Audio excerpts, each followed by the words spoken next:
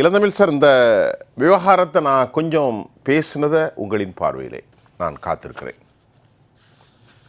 அனைத்து இந்திய அண்ணா திராவிட முன்னேற்ற கழகத்தின் பொதுச் செயலாளர் புரட்சி தாய் சின்னம்மா அவர்கள் ஒரு கடமை உணர்ச்சி உள்ள தாயுள்ளம் கொண்ட ஆளுமை மிக்க தலைவர் என்கின்ற அடிப்படையில் இந்த பொள்ளாச்சி பாலியல் வன்கொடுமை வழக்கில் இந்த 9 பேரும் குற்றவாளிகள் என்ற தண்டனை வெளிவந்திருப்பதையொட்டியும் அவர்கள் அனைவருக்கும் சாகும் வரை ஆயுள் தண்டனை என்று அவர்கள் கடைசி வரை சிறையில் இருக்க வேண்டிய ஒரு மகத்தான தீர்ப்பை, வரலாற்று சிறப்பு மிக்க தீர்ப்பை கொடுத்திருப்பதாக புரட்சி தாய் சின்னம்மா அவர்கள் தன்னுடைய எக்ஸ் தள பதிவிலே அறிக்கையை வெளியிட்டிருக்கிறார்கள்.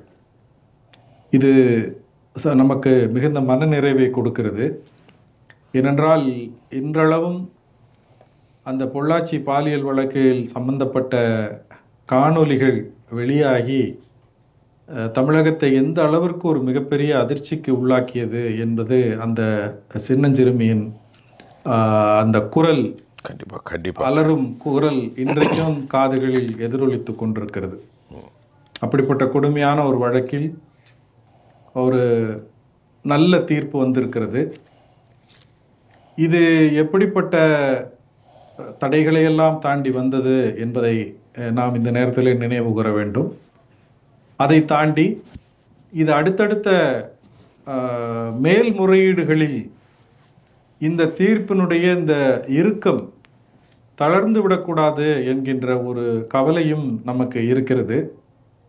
சம்பந்தப்பட்ட அரசுகள், இந்த வழக்கை நடத்தக்கூடிய அரசு தரப்பை சார்ந்தவர்கள் இந்த முழு முயற்சியோடு முழு முதற்கண் கொண்டு இந்த தண்டனை கடைசி வரை எந்தவித மாற்றமும் இல்லாமல் இவர்களுக்கு இந்த சாகும் வரை சிறையில் இருக்க வேண்டும் என்கின்ற ஆயுள் தண்டனை என்கின்ற தீர்ப்பு எந்த விதத்திலும் குறைந்து விடக்கூடாது என்ற ஒரு நிலையை ஏற்படுத்த வேண்டும். ஏனென்று சொன்னால் இதய தெய்வம் புரட்சி தலைவி அம்மா அவர்கள் இருந்த காலத்திலே மிக கொடுமையான நிர்பயா வழக்கை ஒட்டி இப்படி பெண்களுக்கு எதிரான கொடுமையான பாலியல் வன்கொடுமைகளிலே, அந்த குற்றங்களிலே ஈடுபடக்கூடியவர்களுக்கு ஆண்மை நீக்கம் செய்யப்படுவதற்கு சட்டம் இயற்றப்பட வேண்டும் என்று சொல்லுகிற அளவுக்கு அம்மா அவர்கள் கடுமையான விமர்சனத்தை வைத்திருந்தார்கள்.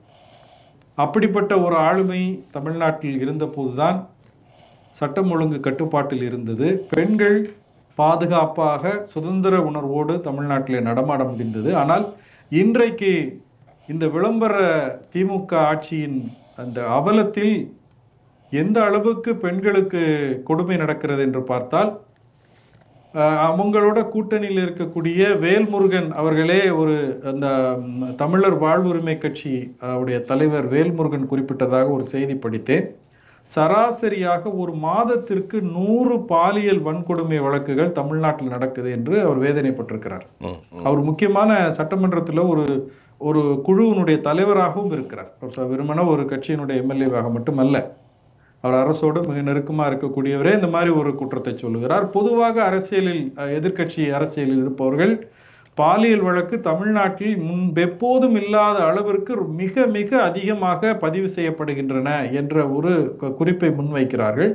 இந்த கேள்வியை சமூக நலத்துறை அமைச்சரிடம் திருமதி கீதா ஜீவன் அவர்களிடத்தில் வைக்கும்போது அவர் என்ன சொல்றாருன்னா, நாங்க நிறைய வழக்குகளை எதையும் தள்ளி விடாமல் எல்லாத்தையும் நாங்க பதிவு செய்யறோம். எங்களுடைய ஆட்சியில பெண்கள் தைரியமாக முன் வந்து வழக்குகளை பதிவு செய்ய வருகிறார்கள் என்று சொன்னால் இது எந்த விதமான வாதமாக எடுத்துக்கொள்கிறது? இது அமைச்சர் வந்து ஒரு பொறுப்புணர்ச்சியோடு பேசுகிறாரா, அல்லது நடக்கின்ற எல்லா விஷயத்தையுமே பாதிப்புகளையும் சாவுகளையும் இந்த மாதிரி பாலியல் வன்கொடுமை வழக்குகளையும் கூட தங்களுடைய அரசியல் விளம்பரங்களுக்கு பயன்படுத்திக் கொள்வார்களா என்ற அதிர்ச்சியான கேள்வியை தான் மக்கள் முன்வைக்கிறார்கள். இளந்தமிழ், ஒரே ஒரு கேள்விக்கு பதில் சொல்லுங்க. இந்த நேரத்தில் அம்மாவை நினைத்து பார்க்கிறான் தமிழ்நாடு முழுவதும், கட்சி அரசியலாம் தாண்டி. இதை அதிமுக சார்பில் இந்த ஒரு கேள்விக்கு நீங்கள் பதில் சொல்லுங்கள். இந்த தீர்ப்பு வந்தவுடன் என் மனதில் அப்படித்தான் ஏற்பட்டது. நீங்கள் இதுக்கு பதில் சொல்லுங்கள். ஏன் எனக்கு அந்த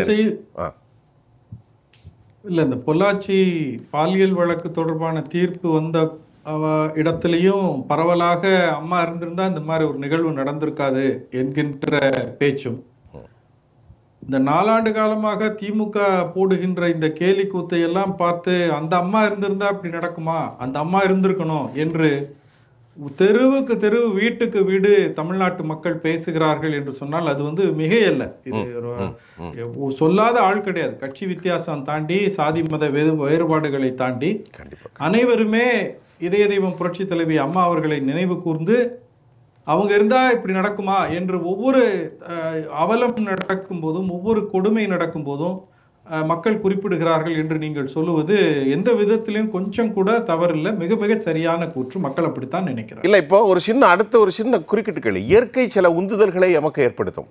அப்படி ஏன் செல்வி ஜெயலலிதா இருந்திருந்தால் எப்படி இருக்கும் என்று அனைவருக்கும் ஏற்படுகிறது? அது ஒரு கேள்வி, உங்களுக்கான கேள்வி. இல்லை, தமிழ்நாட்டில் மிக அதிக காலம் முதலமைச்சராக இருந்த பெருமை இதய தெய்வம் புரட்சி தலைவி அம்மா அவர்களுக்கு உண்டு. அவர்களுடைய ஆட்சி காலத்துல பூரா வந்து கொண்டு வந்த நலத்திட்டங்கள் முழுவதும் நீங்க எடுத்துக்கொள்ளுங்க, முழுவதுமே தொட்டில் குழந்தை திட்டம் முதல் அந்த பேறு காலத்திலே மகளிருக்கு தேவையான அந்த ஆயுர்வேத மருந்துகளை, கை மருந்துகளை கொடுக்கக்கூடிய சஞ்சீவி மருத்துவ காப்பு பெட்டகமாக இருந்தாலும் சரி, பிறந்த குழந்தைக்கு தந்த அந்த 16 பொருட்கள் கொண்ட அந்த குழந்தைகள் பரிசு பெட்டகமாக இருக்கட்டும், ஆடு மாடு கொடுத்த கறவை மாடுகள் ஆடுகள் கொடுத்த விஷயமாக இருக்கட்டும், தாலிக்கு தங்கமாக இருக்கட்டும், முதலில் 2 சக்கர அதாவது சைக்கிள் கொடுக்க தொடங்கியது வந்து கிராமப்புற பெண்களுக்கு தான். திராவிட நலத்துறையில தான் தொடங்கினார். அப்ப இப்படி அம்மாவுடைய உலக புகழ்மிக்க திட்டங்கள் எதுவாக இருந்தாலும் அது வந்து மகளிர் நலன் சார்ந்த, மகளிர் உரிமையை பாதுகாக்கின்ற, மகளிருடைய அவர்களுடைய வாழ்வாதாரத்தை, தன்மானத்தை உயர்த்துகின்ற விஷயமாக இருக்கும். அம்மா உணவகம் உள்பட அதை நடத்தக்கூடியது வந்து மகளிர் சுய உதவி குழுக்கள். கண்டிப்பா கண்டிப்பா. இதனால் தமிழ்நாட்டுல அம்மா இருந்தா இப்படி நடக்குமா, அம்மா இருந்திருக்க வேண்டும் என்று தினந்தோறும் மக்கள் பேசுவது ஒரு இயல்பான விஷயமாக, ஒரு வரலாற்று உண்மையாக இருக்கிறது. ரொம்ப சிறப்பு. இடையில நான் ஏன் கேட்டேன்னா, இதை வந்து நினைவுபடுத்த வேண்டிய ஒரு சூழல் உருவாச்சு. நாம இவ்வளவு நேரம் பேசணும், உங்களுடைய நிறைவு கருத்துக்காக நான் காத்திருக்கிறேன். அந்த விளம்பர திமுக ஆட்சி பொறுப்புக்கு வந்தது முதல் எப்படி இவங்க எல்லா துறையிலையும் ஏராளமான பொய் வாக்குறுதிகளை கொடுத்து மக்களை ஏமாற்றி ஆட்சி பொறுப்பில் வந்து அமர்ந்து கொண்டு இப்படி ஒரு ஊதாரித்தனமான பற்றத்தனமாக வெறுமன விளம்பரத்துக்காக விழா நடத்துவதும் கட்சி நிகழ்ச்சிகள் நடத்துவதுமாக தொலைக்காட்சிகளுக்கு படம், அதாவது ஷூட்டிங், ஃபோட்டோ ஷூட் போலவும் செய்து கொண்டிருக்கிறார்கள் என்பது மக்கள் நன்றாக புரிந்து கொண்டிருக்கக்கூடிய ஒரு விஷயம். இதில் நாம் கூட பார்த்தீங்கன்னா மாதம் தவறாமல் ஒரு அமாவாசை பௌர்ணமியை போல இந்த மாதிரியான ஒரு கொடூரமான ஒரு நிகழ்வை ஜெயா பிளஸ் தொலைக்காட்சியில ஏனென்ற கேள்வியில நம்ம தொடர்ந்து விவாதிச்சுட்டு வரோன்றது நீங்க கடந்த பதிவுகள் எடுத்து பார்த்தீங்கன்னா தெரியும். ரொம்ப சிறப்பு. அடிக்கடி இந்த மாதிரி பேசக்கூடிய நிலை வந்து இதற்கு முன் எப்போது இருந்ததாக எனக்கு என்னுடைய நினைவுக்கு வரவில்லை. அந்த அளவுக்கு கொடுமையாக பாலியல் வன்கொடுமை வழக்குகள், குறிப்பாக போக்சோ வழக்குகள், சிறுமியரை நாசப்படுத்துகின்ற விஷயம் நிறைய அடுக்கடுக்கா பார்த்து கொண்டே வருகிறோம். இதற்கு ஒரு முடிவில்லாத ஒரு தொடர்பாகவே இது போய்கொண்டிருக்கிறது.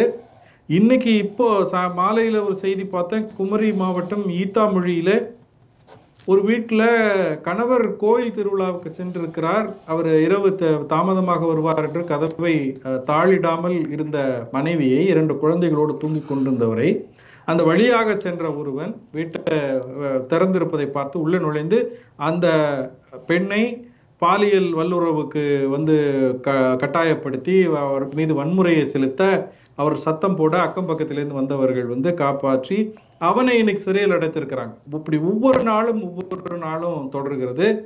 சென்னையில வந்து கீழ்ப்பாக்கம் மருத்துவமனையில ஒரு முதியவர் 50-60 வயதை தாண்டிய ஒரு மகளிர் உள்நோயாளியாக இருக்கும்போது அங்க வந்து ஒரு இளைஞன் வந்து அந்த பெண்மணியை இந்த பாலியல் வல்லுறவுக்கு அந்த ஈடுபடுகிறான். காவல்துறையினருக்கு விதிவிலக்கு கிடையாது, மருத்துவர்களுக்கு விதிவிலக்கு இல்லை, பயிற்சி மருத்துவர்கள் இதுல விதிவிலக்கு இல்லை, பள்ளி கல்லூரி மாணவிகள் விதிவிலக்கு இல்லை. இப்படி எங்கென்றும் எங்கும்னு சொல்லுவாங்க. அது மாதிரி எல்லா பக்கமும் இந்த பாலியல் வன்கொடுமைகள் நடப்பதை பார்க்கிறோம். இது மிகுந்த அதிர்ச்சிக்குரியது. இத்தகைய கொடுமைகள் முற்றுப்புள்ளி வைக்கப்பட வேண்டும் என்று சொன்னால் இந்த மாதிரியான தீர்ப்புகள் தொடர்ந்து பாலியல் வன்கொடுமை வழக்குகளுக்கு மிக கண்டிப்பான தீர்ப்புகள் வர வேண்டும். தொடர்ந்து மேல்முறையீடுகளிலும் இது இந்த தண்டனைகள் குறைக்கப்பட்டு விடாமல் அரசு மிக கவனமாக பார்த்து கொள்ள வேண்டும். இந்த மாதிரியான தீர்ப்புகள் இன்னும் கூட கடுமையான தீர்ப்புகள் கொடுக்கலாம். அது நிர்பயா அந்த நிதி என்று ஒரு நிதி ஒதுக்கப்படுது மத்திய அரசாங்கத்தால, தமிழ்நாட்டு மற்ற எல்லா மாநிலங்களுக்கும் ஒதுக்கப்படுகிறது. அதுல குறிப்பாக பெண்களுக்கு பாதுகாப்பு கொடுக்கக்கூடிய வகையில் அதிகமான இடங்களில் சிசிடிவி கேமராக்கள் பொருத்தப்பட வேண்டும். இன்னும் சொல்ல போனால் அரசு பேருந்துகளில் கூட பொருத்தப்பட வேண்டும். இதை கூட நிறைவேற்றாமல் தான் அண்ணா பல்கலைக்கழகத்துல இருளடைந்த இடத்துல பாதுகாப்புக்கு காவலர்கள் இல்லாத நிலையில இந்த கொடுமை நடந்ததை பார்த்தோம். எனவே இது total failure of governance, misgovernance. Intelligence என்பது இந்த அரசாங்கத்தில் அந்த நுண்புரிவு காவல்துறையினர் செயல்படுகிறார்களா இல்லையா என்பதே ஒரு மிகப்பெரிய கேள்வியாக இருக்கிறது. இதைத்தான் புரட்சித்தாய் சின்னம்மா அவர்கள் தன்னுடைய எக்ஸ்பர்ட் தள பதிவுல சொல்லியிருக்காங்க. இப்போது நடக்கக்கூடிய இந்த பாலியல் வன்கொடுமை வழக்குகளுக்கும் விரைந்து தீர்ப்பு வாங்கி கொடுக்கப்பட வேண்டும் என்று சொல்லியிருக்கிறார்கள். இதுல நம்ம நிறைய பேசலாம், வேதனைக்குரிய விஷயங்கள் நிறைய இருக்கின்றன. ஆனால் நேரம் கருதி நான் ஒன்றை சொல்லுகிறேன். திமுக யாருக்குமே பாதுகாப்பு இல்லாத ஒரு அரசாக இருக்கிறது. குறிப்பாக மகளிருக்கு, சின்னஞ்சிறு குழந்தைகளுக்கு கூட இந்த பாலியல் ரீதியான கொடுமைகளில் இருந்து அவர்களை காப்பாற்ற முடியாத ஒரு கையாலாகாத அரசாங்கமாக இருக்கிறது. 2026ஆம் ஆண்டு இதை தூக்கி எறியப்பட வேண்டும். அதற்கு கழகம் ஒன்றுபட வேண்டும். இதய தெய்வம் புரட்சித்தாய் சின்னம்மா அவர்கள் இந்த சாதனையை நிச்சயமாக நிகழ்த்தியே தீர்வார் என்பதை என்னுடைய நிறைவு கருத்தாக வைக்கிறேன். மிக்க நன்றி சார்.